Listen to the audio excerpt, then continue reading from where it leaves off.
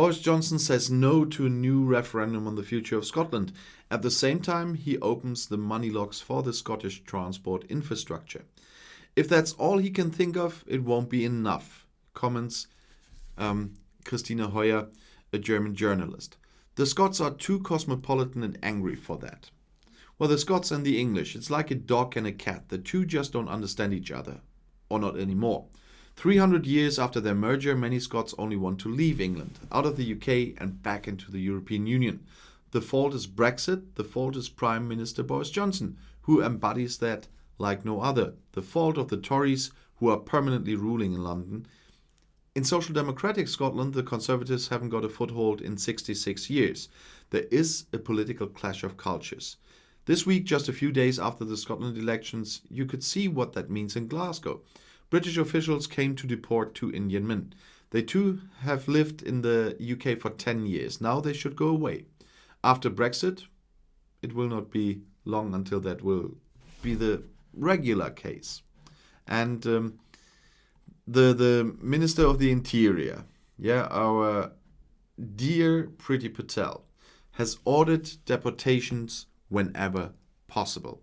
Even in Westminster, Priti Patel is considered a hardliner who's better not to mess with.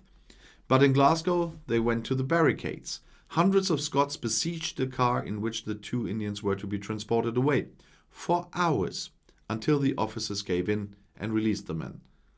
Scotland's First Minister Nicola Sturgeon then complained in Westminster about the action, which was dangerous in the pandemic, and forbade such a thing for the future. The cosmopolitan Scots are now celebrating their successful resistance against the hated London on social media. But do they really want to get out of the UK? It's 50-50 in the polls. That is better for the nationalists than it was 7 years ago in the last referendum on the country's independence. But it is not enough for a secure majority in a second referendum they long for. Scotland's ruling Scottish National Party clearly won the election, but the SNP narrowly missed its important goal, an absolute majority.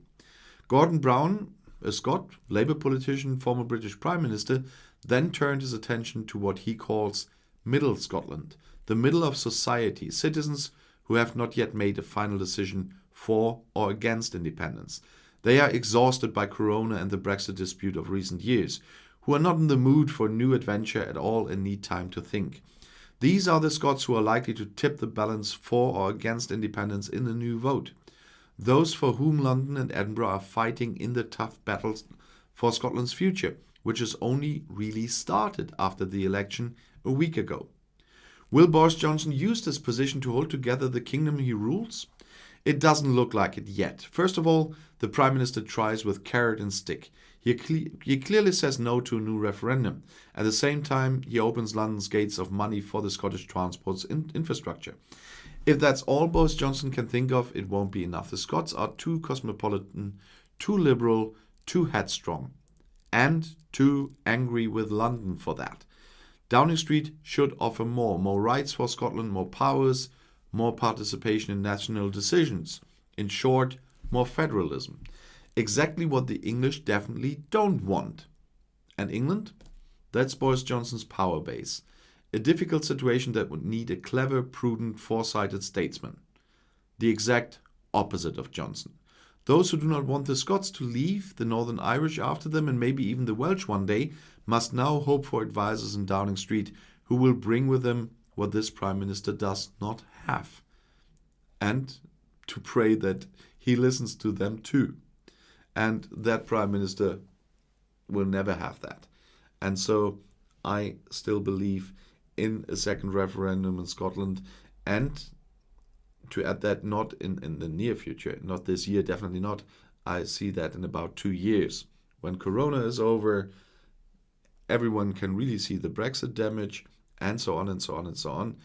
And using Boris' steady no is the best thing the SNP can do.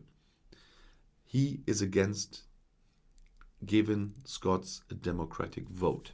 And who was always advertising democratic decisions?